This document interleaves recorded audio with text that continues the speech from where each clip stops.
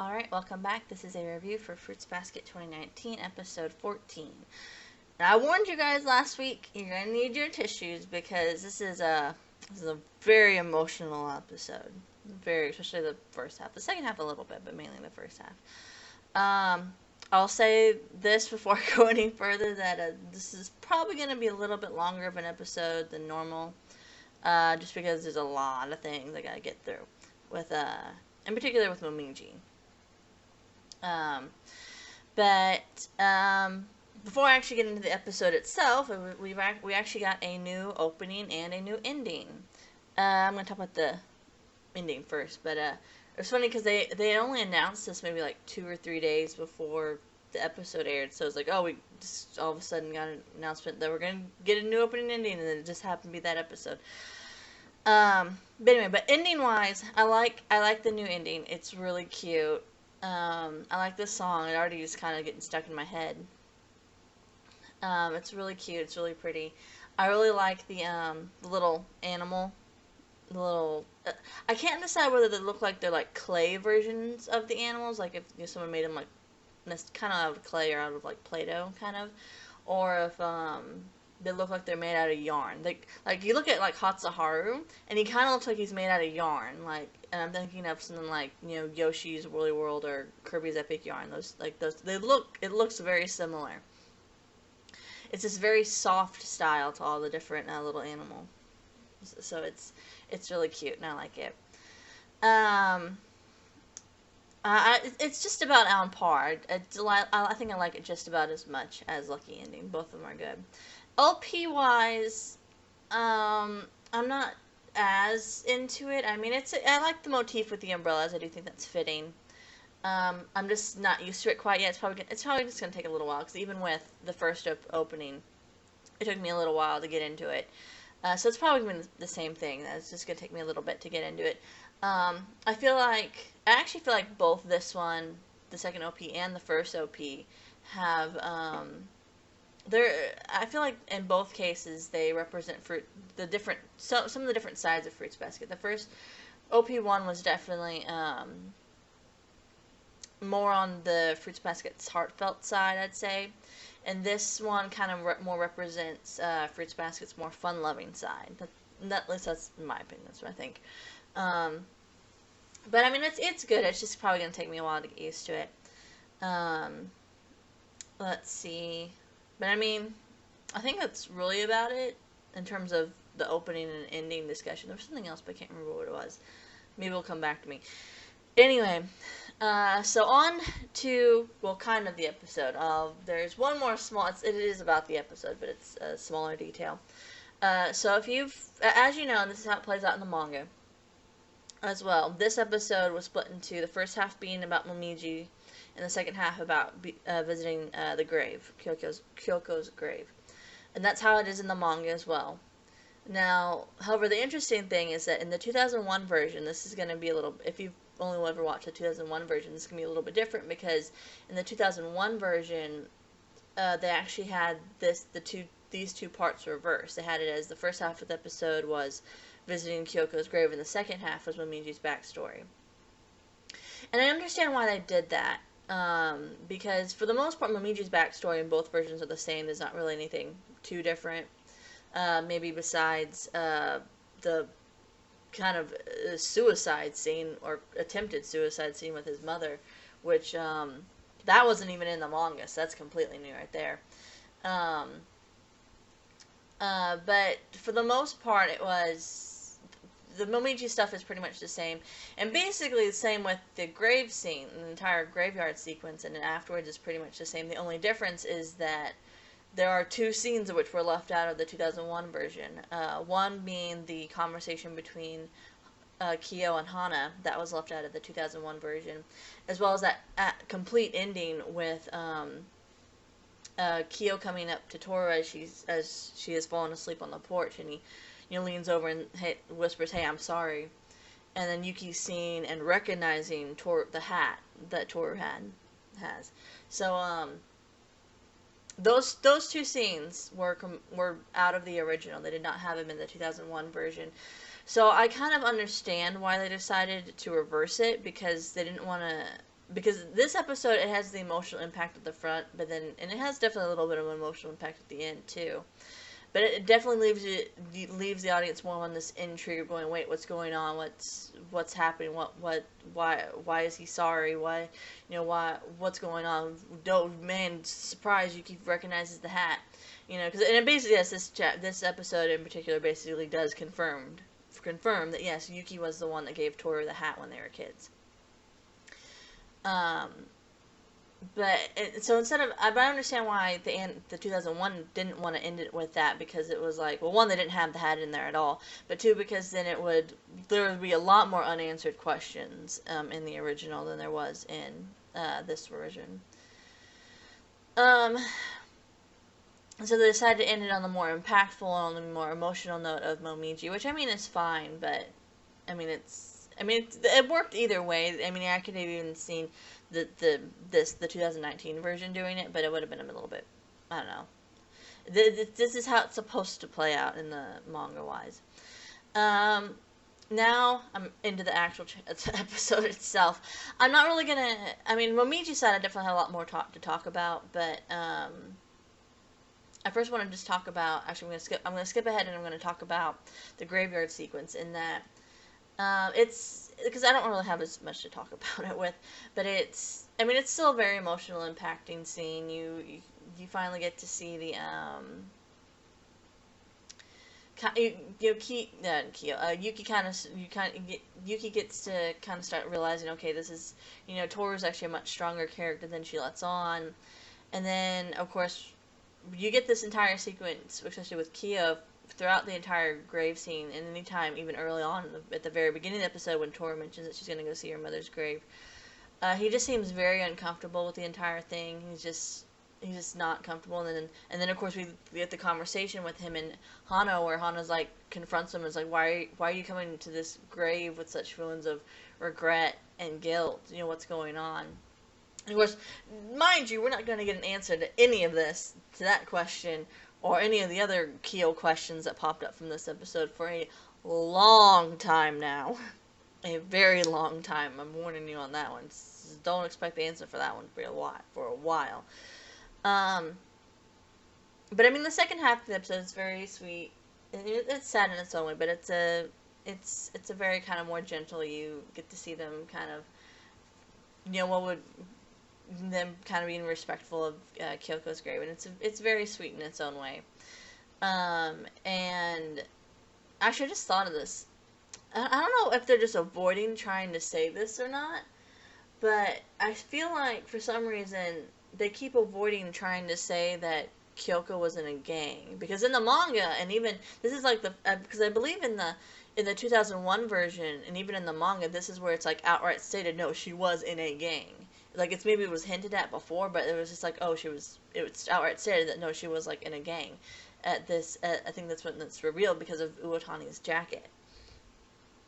But here in the 2019 version, I think it's just being heavily implied because both in the sub and the dub, because after there's like they see Uotani and Hana and Uo and Hana, and they go after they talk whatever, and Uo and Hana and Toru kind of go walk off, and Kyo and Yuki are standing back there, get this small little dialogue of, well, what was her mother, what was her mother doing, or what was her mother, or something like that.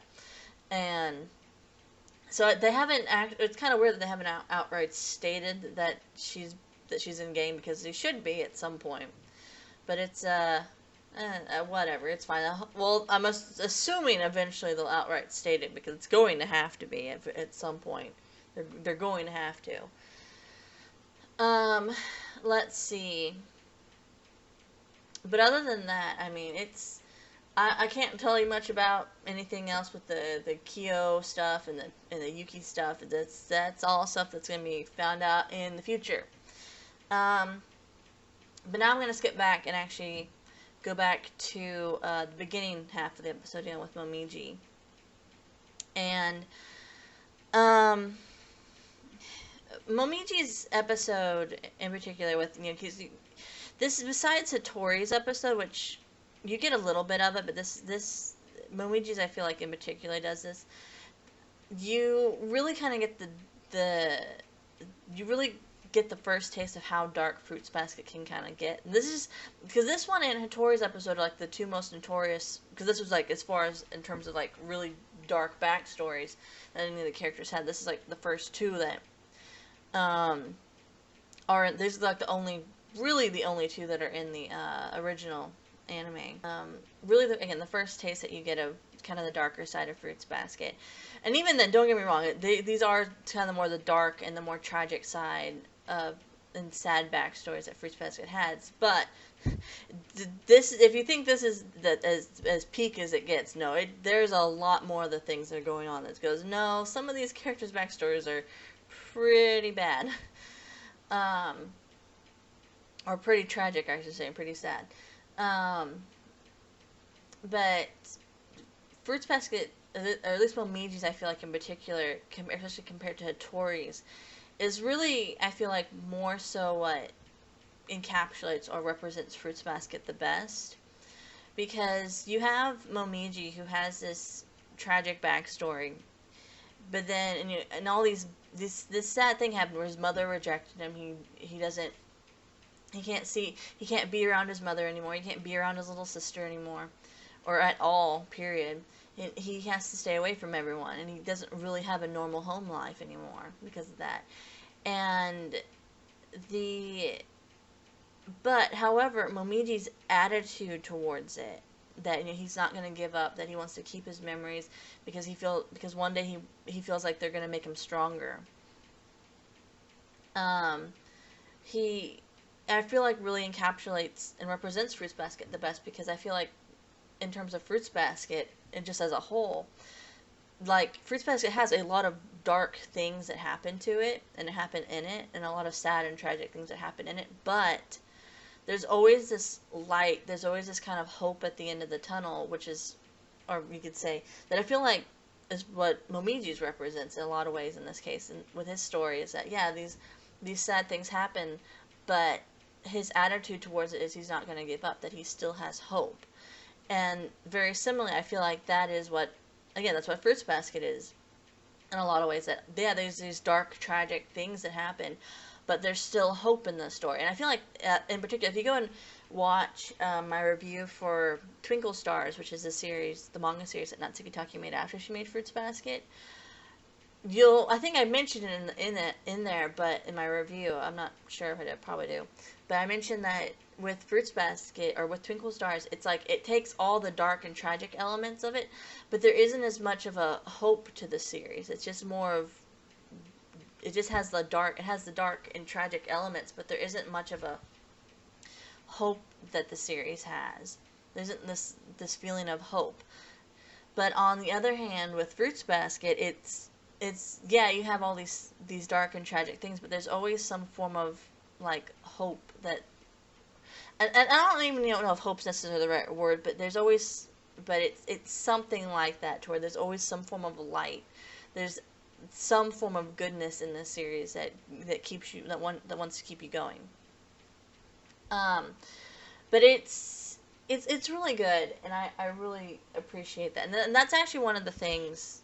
And actually two things that relate right into this is that this is actually one of the things that Fruits Basket does best, is that it takes characters and it takes kind of these tropes and it expands on them. And it shows characters that they're more than just their stereotypical trope.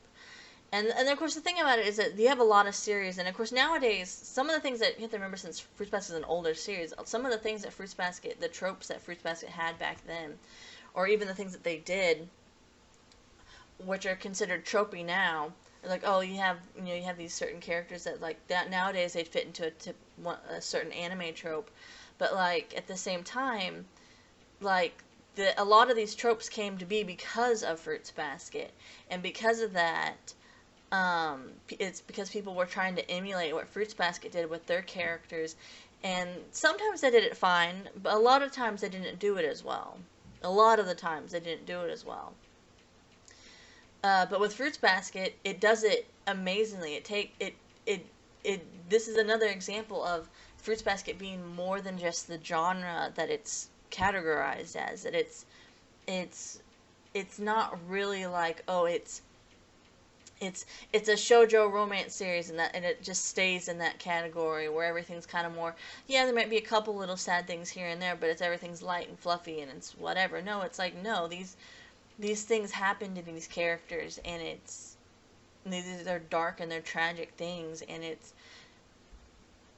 they work through them, they go through them, and it's not just like in a lot of series where you have a character who they'll Fruits Basket doesn't have characters who they have backstories that are sad just for the sake of having a sad backstory. No, they'll have a sad backstory, yeah, but then it gives you more understanding of the character. It gives you more enlightenment to the character.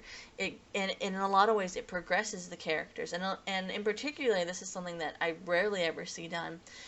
With a lot of animes, you see it to where, oh, the character has a sad backstory. You find out what it is. Maybe like the main character comes in and helps them somehow, and then after that they don't really struggle with that anymore. Maybe a little bit, but they don't really continue going through that struggle of whatever it was that was bothering them before.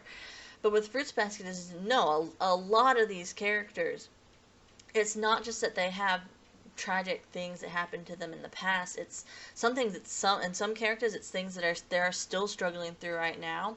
In other cases, like Momiji, for example, it's, yeah, his tragic thing was that his mother forgot about him in the past, but he still has to live through the consequences of his mother forgetting him, because again, he doesn't have a normal home life. He can't go and be with his mother. His little sister doesn't know who he is. He really can't be with his father unless his father sneaks out, or his Momiji sees him at work, and so he doesn't have a normal home life. He doesn't really get to live with his family anymore. He doesn't have that sort of thing, and so it's something that he still struggles with. It's something that he's still having to go through, knowing that he can't be with his own family. And that's something that again, Fruits Basket does really well, that it takes these characters and it makes it so that it's not just, oh, they had a sad, tragic backstory, you find out what it is, the main character comes in and helps them out some way, and then they get over it, and then that's in the story. Like, I've seen plenty of them, like, what is it? Like with Clannad. And Clannad after, or more so Clannad. And I like Clannad. Clannad's it's a fun series. But like with Clannad, it's like, let's say, take for example, Kotomi. If you've seen the series, she's the really smart girl, but who's also really goofy. Super shy and goofy. Is that it's like, oh, she's perfectly fine, and then you find out her backstory, and she's freaking out, and then the main character comes up and helps her out, and then after that, it's like, for me anyway, I always felt like nothing changed with her. It was still kind of the same. It was still kind of she went back to being normal. It wasn't like in a sense, there was consequences, and that, yeah, she had to, but it was less of, oh, she was still like, man, I messed up and I did all these things, and I don't know, it was just different, and it's not the same. So I just thought of that on the spot, so I haven't put all my words together with that one. But it's a bit different, and I don't know, it's not, what Fruits Basket does with their characters and the story background isn't the same as what most anime series do with them. And then even with that, you get the fact that, again, going back to the tropes, is that Fruits Basket does things with characters, especially with character tropes, and expands upon them to make them be like, yeah, no, they're more than just what their tropes are. Like, if you know what, so even though the 2001 version was released in 2001 in Japan, it wasn't released, I think, until like 2003 or 2004 here in the States. And right around the same time, that's when Ouran High School Host Club came out. And Ouran High School Host Club has a lot of similar character traits to Fruits Basket, and that it has a lot of the same kind of tropes. And so it's funny because there was actually a lot of people who, for a while there, they actually thought that Ouran High School Host Club and Fruits Basket were actually made by the same person. It's like, no, they're made by different people. Most definitely. And trust me, Ouran High School Host Club is a great series. It is absolutely hilarious. It is fun, and it does a lot of things right. But there are, as with all series, but as with all series, but it has its own problems as well. One of them being probably the one that I always thought of was Honey. Now, don't get me wrong, I love Honey. Honey, I have a best friend who she absolutely loves Honey, and nothing's really wrong with Honey. But like Honey and Momiji tend to, especially back in the day, and they still even now, get compared a lot to each other because it's like, oh, they're both these short boys who blonde hair, short boys who look and act a lot younger than what their actual age is. Um, they both like sweets. Honey likes rabbits. Momiji turns into a rabbit. And so people always kind of compare them, and I see why. But Momiji is so much more mature than Honey. Like, Honey, yes, he has the whole fighting thing, and they kind of use it as a comic relief. But, like, from what I remember when I read the manga, the only real major thing that Honey goes through in terms of like, oh, this is his backstory, was that he had to choose whether he wanted to have a actually build a relationship with his own little brother, or whether he wanted sweets, and he chose sweets. And it's like, that wasn't really much of a backstory, and so you just kind of kept him with the same stereotypical like trope. They still kept him within the same trope.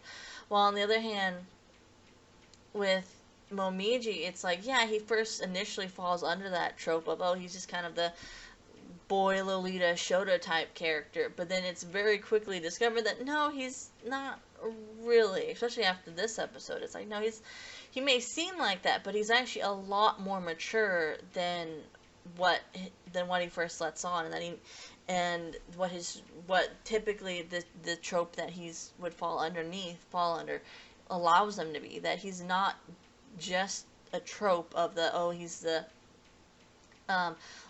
little boy Lolita / Shota or whatever, that, looks younger than he actually is, looks and acts younger than he actually is. But it's like, no, that's he proves that that he's more than just his trope. And in fact, that's how almost all of the characters in Fruits Basket are, that they're more than just what their tropes are.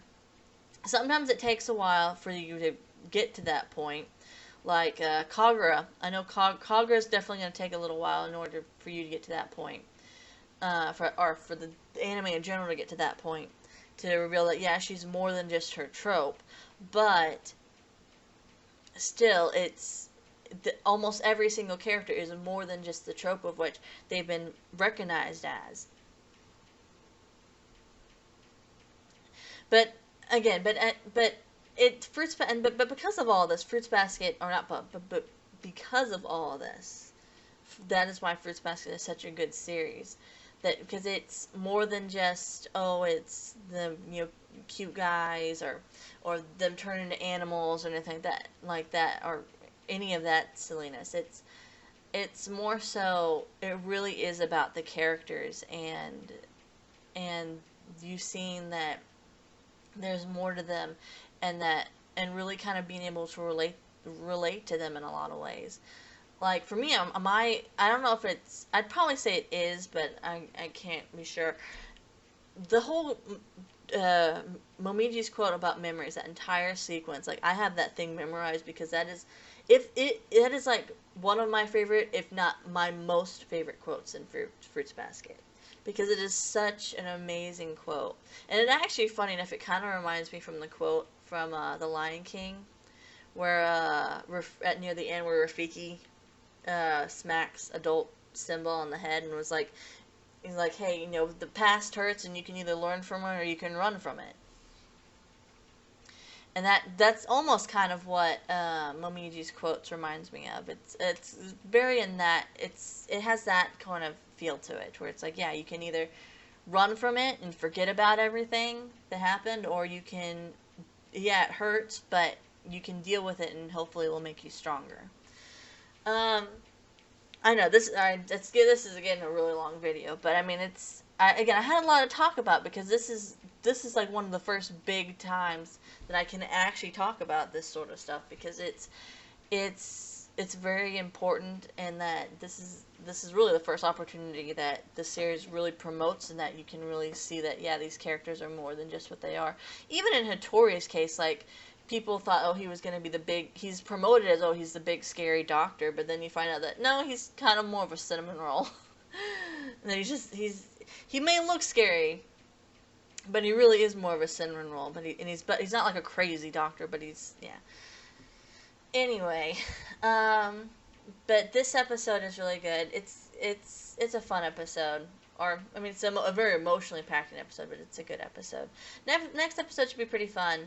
It's not gonna be as, it's not, I don't think you're gonna be needing your tissues for next episode. Hopefully, if they keep it in there, we'll get to meet Jason, and you'll understand what I mean by that. If they keep that in there, then you'll understand what I mean by Jason. But other than that, there's probably, I think, 2 videos I want to make. One is just about different updates that came out for Fruits Basket, and another one is, and I want to make this one really soon, kind of speculation on where this season is going to end at, because, and I'll give you one of the updates right now. It has been announced that season 1 is going to have 25 episodes, so I am kind of want to make a speculation of where it might end, only because there are certain things that are coming up that might happen, so it all depends. I'll discuss more of it in that video, hopefully soon. But other than that, that's really about it, so thanks for watching, and bye for now.